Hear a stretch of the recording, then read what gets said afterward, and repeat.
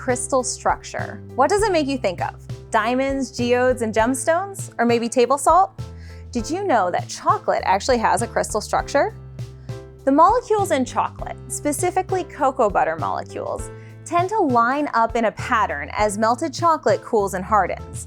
But there are as many as 6 different crystal structures, or polymorphs, that could form. Maybe you've noticed that some chocolate snaps when you break it, while other chocolate is soft and crumbly. And while some chocolate has a glossy surface on top, other kinds will have a mottled surface.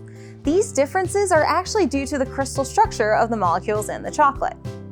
Recipes that require tempering of chocolate are designed to ensure that a very specific crystal structure forms in that chocolate.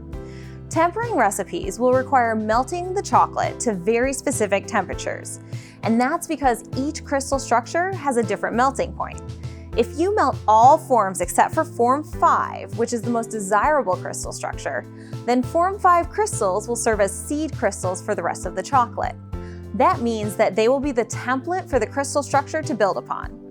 This is why a thermometer is very important for tempering. That form 5 chocolate, by the way, is the glossy stuff that snaps when it breaks. And the best part about it is that its melting point happens to be just below human body temperature. So when you put it in your mouth, it's going to melt. With all these different forms of chocolate available, what's your favorite?